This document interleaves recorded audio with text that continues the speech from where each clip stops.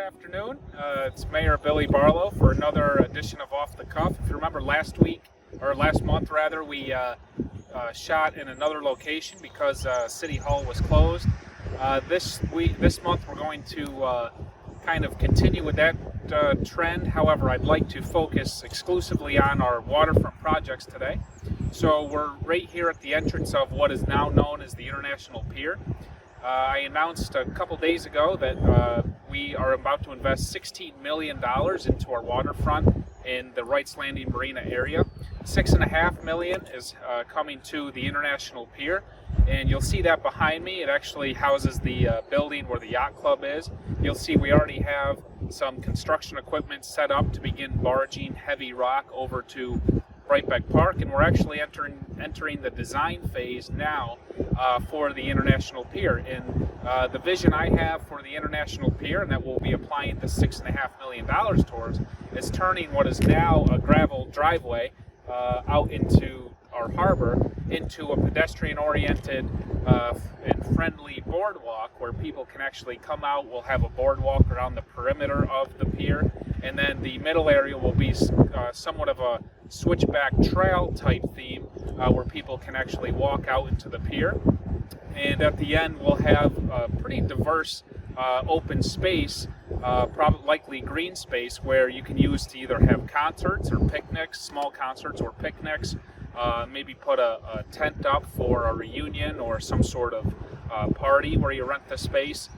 We also have talked about some concepts of having a water fountain out there, some lights out there. So we're still designing that, but the key part of this project will be taking what I believe should be the most coveted, valuable piece of property, right? How many communities can actually say they have a pier going out into a harbor, and making it our most valuable and sought after piece of property rather than the underutilized gravel driveway you're seeing there.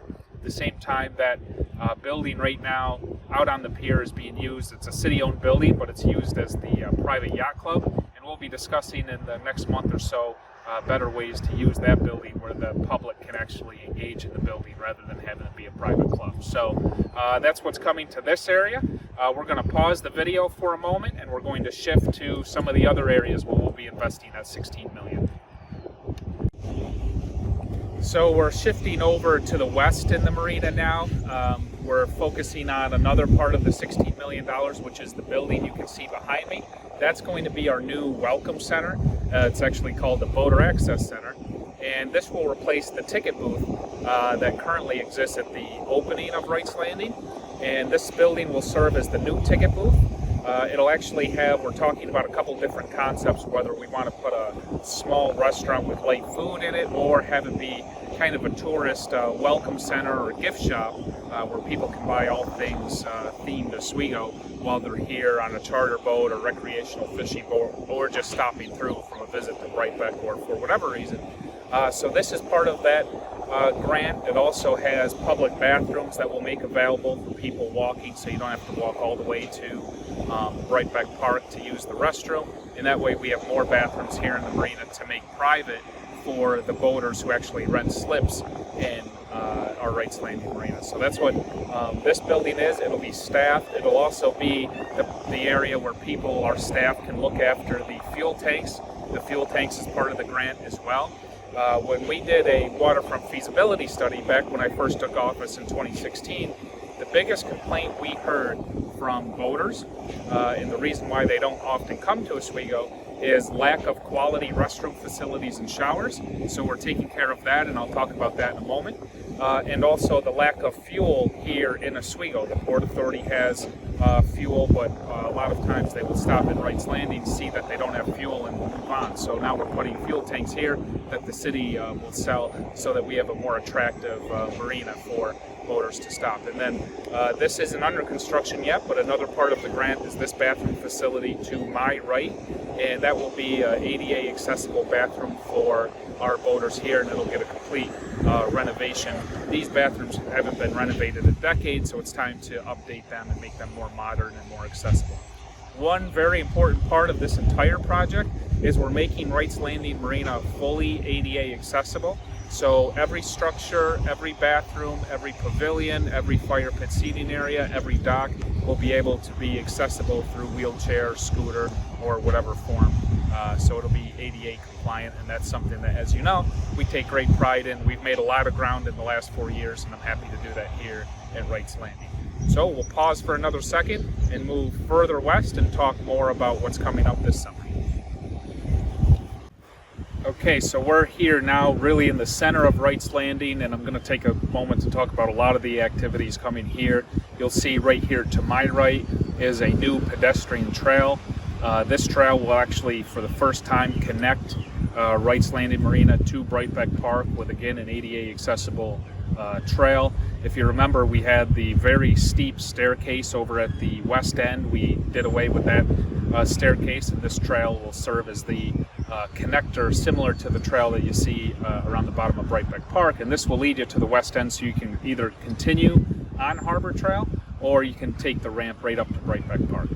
Also, you'll see behind me we have some high piles of dirt. They're actually road millings. That'll be used to compact the ground surface, where we'll lay out about 2 feet of millings and other types of fill, and then we'll resurface the entire Wright's Landing area so that the marina is actually lifted 2 feet up from where it is now. So with the IJC's Plan 2014, it's created the water level in Lake Ontario to rise higher than ever before. We've seen record highs in the last 2 out of 3 years, and Plan 2014 has only been implemented for 3 years. So and if you remember in 2019, I actually had to close Wright's Landing because it was totally flooded. So raising the marina 2 feet will prevent us from ever having to close it in the future, and protect the parking lot, the docks, and the amenities that we're going to build here from being water damaged from wind, waves, and rain. So that's a large part and a significant expense for the entire project here, and we're going to start on that project immediately. Then to my left, you'll see what appears to be a huge ditch. If you remember, that was we had a small pavilion there. We actually took that pavilion out and moved it to East 10th and a half Street for the Lakeside Park project we're doing out east. And here in this area, we're going to build a brand new state-of-the-art modern pavilion with kitchen equipment and furniture underneath it, so people can actually rent that out, whether it's members of the public that want to walk down or come down and have a party here, or if it's boaters who are renting a slip, they can rent out that state-of-the-art pavilion with equipment and utilities as well. So that's also a large part of the project, and now we'll move even further east to cover more. We're here now on the west end of Wright's Landing. I want to start with the bathroom facility behind me. If you remember back just about a month ago, this was a one-story facility. Now we added a second story. The second story are family size and style bathrooms facing Brightbeck Park. So this will supplement public bathrooms in Brightbeck Park, and instead of having to walk all the way to the existing pavilion on the west end, now you can use these facilities. And the second story also allows us to make the first story restrooms, which we already totally renovated, to be available for the tenants at Wright's Landing Marina, the boaters who rent the slips here, and transient boaters who are here in the marina. So again, the quality and availability of shower facilities and bathroom facilities was a major complaint of boaters who already spend time here in Wright's Landing, so we wanted to make sure that we made our facilities here better and much more accessible, and that's what that second story and renovation accomplishes. Also, you'll see the heavy equipment moving behind me. We're building another scenic overlook similar to what's already in Brightbeck Park facing the lake. We're going to build one here to overlook the marina and the shore of Oswego. It's actually a really good view of the skyline looking towards the marina and out east. So I think that'll be a popular scenic overlook, and we've already seen how popular the ones we built last year are. So we're going to add to that in Brightbeck. Right to my left is some current green space and a kayak pedal boat launch.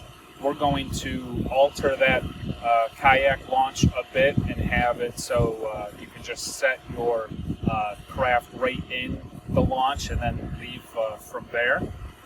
And then this green space, we're going to take out the benches and picnic tables you see now.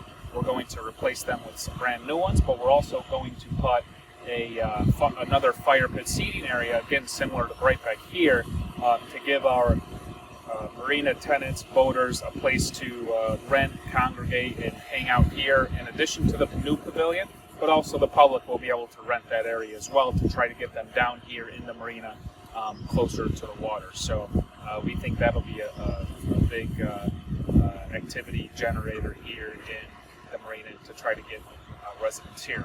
And then the last part of the $16 million, I think I covered it all, will be the Wright Park Shoreline Restoration Project. And in the coming weeks, you will see a barge positioned out at International Pier.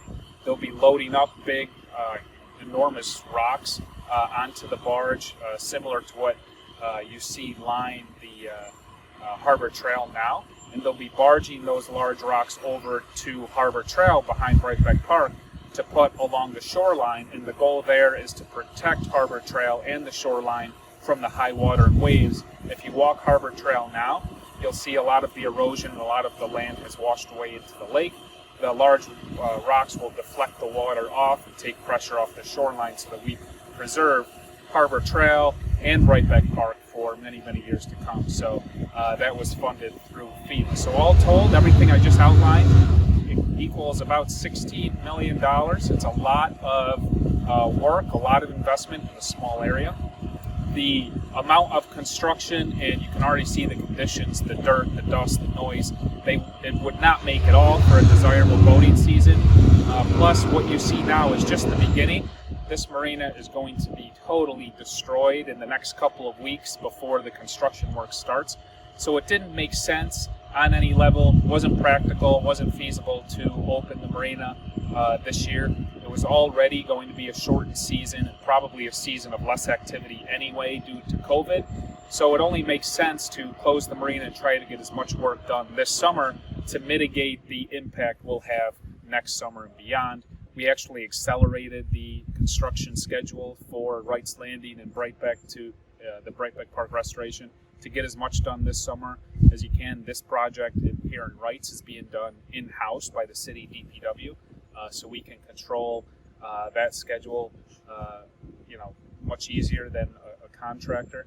And you'll see the majority of the Wright's Landing project done by the end of this year. You'll start to see the beginning of the International Pier project in late summer, early fall this year, and that project will take a majority of summer 2021 as well. It's going to be in a very extensive, complex, expensive project, so it's going to take some time. So that is a summary of all the Wright's Landing and Lakeshore renovations and improvements in a nutshell. This is a project I've been looking forward to get done. It was a big part of the platform that we ran on back in 2015, and here we are 4.5 years later. Finally, Oswego is going to start taking advantage of its waterfront and the gorgeous asset that is Lake Ontario.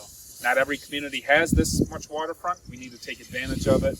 We're starting to do that with Wright Park and Harbor Trail and the fire pits and the scenic overlooks, and we're going to move that momentum here into Wright's Landing and the pier.